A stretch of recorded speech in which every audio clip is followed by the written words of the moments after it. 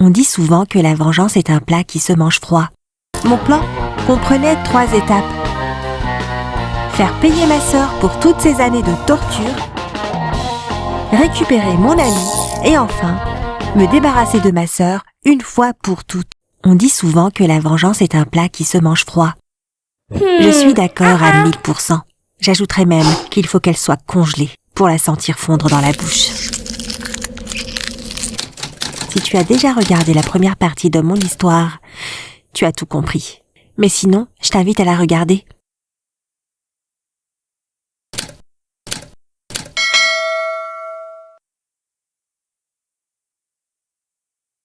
Un jour, je lisais dans la bibliothèque, et Georges aussi était dans la bibliothèque quand mon téléphone a soudainement sonné. Je l'ai vérifié et j'ai réalisé que c'était un numéro inconnu. J'ai regardé le visage de Georges, j'ai répondu à l'appel et l'ai mis sur un haut-parleur. Je l'ai fait simplement parce que je voulais gagner la confiance de Georges. « Bonjour Laura, mon amour, cela fait longtemps !» C'était la voix d'un garçon, vraiment très audacieux. J'avais l'air très confuse et choquée. « S'il vous plaît, qui est-ce ?» « Oh, ne me dis pas que tu ne peux pas reconnaître ma voix !» répondit-il. « Je suis désolée. En fait, je ne peux pas reconnaître cette voix. » J'ai prétendu regarder le visage de Georges qui était plein de colère. « De toute façon, c'est Martin, ton petit ami, » dit-il. Je ne pouvais pas donner de réponse alors que les larmes coulaient sur mes joues. Georges emballa ses livres et partit en colère. « Georges ne me croira plus jamais !» ai-je pensé en écrasant mon téléphone par terre et en continuant à pleurer de manière incontrôlable. Je savais déjà que c'était le plan de Karen. Parce que j'ai découvert que mon portefeuille, alors que j'étais sur le point de payer le chauffeur de taxi. Mais je ne pouvais pas accuser Karen parce que je n'avais pas des preuves et j'ai laissé passer. Plus tard, je suis rentrée chez moi. Je suis allée directement dans la chambre et j'ai été choquée de rencontrer Georges et Karen en train de parler dans notre chambre. J'avais le cœur brisé alors que tout mon corps commençait à trembler. Karen me fit un clin d'œil alors que Georges regardait comme un idiot. Des larmes ont rempli mes yeux rouges en sortant doucement de la pièce. J'aurais juste souhaité que tous mes souvenirs disparaissent. Je ne pouvais plus parler à Georges. Je me sentais honteuse et triste chaque fois que je voyais Karen et Georges ensemble. Je ne travaillais plus bien en classe. J'ai décidé d'aller à la bibliothèque comme d'habitude, juste pour passer un moment calme et solitaire. Je n'ai pas pris la peine de sortir mes livres, car je savais que je ne me concentrerais pas sur mes livres. 3 jours après, Georges était venu chez nous et discutait avec Karen dehors. Mais Georges était fâché. J'ai pu entendre Georges crier après Karen. J'ai placé mon oreille sur la fenêtre pour savoir ce qui a causé leur malentendu. « Pourquoi es-tu si insensible? Pourquoi tu n'aimes pas ta sœur? Comment utilises-tu une application de changement de voix pour mentir contre ta sœur? Je regrette de t'avoir rencontré dans ma vie. Tu n'es plus mon ami !» cria Georges avant de partir. Je me suis rapidement enfuie de la fenêtre. Après son départ, j'ai regardé par la porte et j'ai vu Karen pleurer. Le lendemain à l'école, Georges s'est approché de moi et s'est agenouillé. « Je suis désolée pour tout le tort que je t'ai causé. Karen était en fait celle qui a prétendu être un gars l'autre jour. En vérifiant plus sur son téléphone hier, j'ai remarqué qu'il y avait une application sur son téléphone qui pourrait changer la voix de quelqu'un. À son insu, elle a oublié de supprimer ses enregistrements sur l'application. J'ai joué tous les enregistrements et j'ai entendu les enregistrements de l'appel qu'elle a passé avec toi, dit-il en se mettant à pleurer. Je me suis arrêtée en me demandant pourquoi Karen avait besoin de faire ça. S'il te plaît, je veux que tu redeviennes mon ami, dit-il en pleurant. J'étais sur le point de lui répondre quand Karen est apparue soudainement. J'ai fait semblant comme d'habitude parce que je préparais déjà mon plan. Après ça, j'avais une force et une détermination comme jamais auparavant.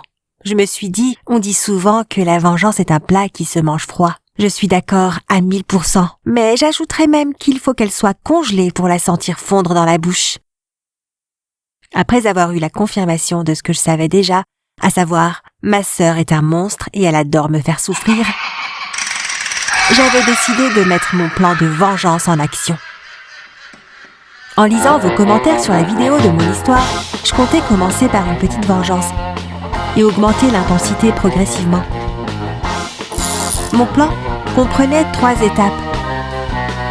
Faire payer ma sœur pour toutes ces années de torture, récupérer mon ami et enfin, me débarrasser de ma sœur une fois pour toutes. Premièrement, j'ai expliqué à mes parents ce qu'avait fait ma sœur. Mon père a dit « Trop bon, trop couillon !» Et ma mère a dit qu'elle allait parler à ma sœur. Mais je sais qu'elle ne le ferait pas, parce que ma mère a l'habitude de dire « Supporte-la, elle est ta sœur jumelle, elle finira toujours par changer un jour. » Alors dans ce cas, c'était à moi d'agir. Il faut savoir que ma sœur a une routine précise à suivre tout le matin. C'est une maniaque en plus d'être folle. Je me suis dit, et si je jouais avec son temps? Avancé de quelques heures, son réveil n'était qu'un début. Elle était tellement larguée qu'elle n'a même pas remarqué qu'il y avait du laxatif dans ses céréales. Cette journée a été la plus joyeuse de ma vie. Entre le moment où Karen a couru pour la 6e fois vers les toilettes et qu'elle a cogné accidentellement l'un des caïds de l'école, il lui a mis une gifle après avoir vu qu'elle avait marché sur ses chaussures neuves. Je ne vous parle même pas de... Elle me regardait en se demandant si ce n'était pas plutôt elle qui était malade et non pas moi. Après cet épisode, je lui ai laissé 2 jours de repris avant de reprendre là où j'en étais. J'ai mis de la poudre à gratter sur ses vêtements. Et j'ai publié sur le site de l'école des vidéos gênantes d'elle en train de se gratter comme un chien. Je ne sais pas ce qui était plus drôle ce jour-là, Karen en train de se gratter avec sa règle de 30 cm comme une chienne, ou en train de pleurer dans mes bras en m'expliquant que quelqu'un avait piraté son ordinateur. Malgré tout ce que j'ai fait, à aucun moment ma sœur n'a imaginé que ça pouvait être moi. Au contraire, elle m'a dit « Je sais pas à quel point je suis stupide. Je penserais que c'est toi qui transforme ma vie en cauchemar. » Je ne savais pas s'il fallait que je sois flattée ou en colère. Alors j'ai laissé couler. Tout ce petit jeu commençait à bien m'amuser. Je n'ai même plus eu besoin de m'occuper de la 2e phase de mon plan. Georges est lui-même revenu vers moi. Il ne comprenait plus le comportement de ma sœur et il m'a lui-même parlé du message envoyé par ma sœur. Je lui ai dit la vérité. Les choses sont redevenues comme avant entre nous. Je n'ai pas arrêté de faire du mal à ma sœur et ça a duré des jours. Le bouquet final a été le jour où je lui ai volé ses affaires dans le vestiaire et qu'elle a dû attendre que tout le monde soit parti pour quitter l'école. Ma mère avait dû venir la chercher. C'était trop drôle. Je m'étais cachée sous les gradins et je l'avais prise en photo. Je les ai ensuite publiées sur le site de l'école. En ce moment même, je suis en train de sauter de joie dans ma chambre car ma sœur ne veut plus aller à l'école. Elle a supplié mes parents de l'inscrire ailleurs et le seul établissement qui puisse l'admettre, c'est un lycée privé dans une ville voisine et elle devait vivre à l'internat. J'ai l'impression que mon anniversaire a été avancé et que j'ai des ailes. J'ai l'impression que je peux voler. Mission accomplie. À partir de la semaine prochaine, je vais pouvoir savourer le bonheur d'être enfin libre. Tu vas peut-être te dire que je suis un peu trop enthousiaste, mais lorsqu'on a vécu comme moi et qu'on se libère enfin, je peux te dire qu'il y a de quoi être enthousiaste. Bon, je vous laisse. Il faut que je m'entraîne à faire semblant de pleurer pour le jour du départ de ma sœur jumelle. N'oubliez pas de mettre le hashtag vengeance contre Georges si vous souhaitez que je lui fasse la même chose. Personnellement, je compte le pardonner. N'hésitez pas à vous abonner et mettre un pouce bleu.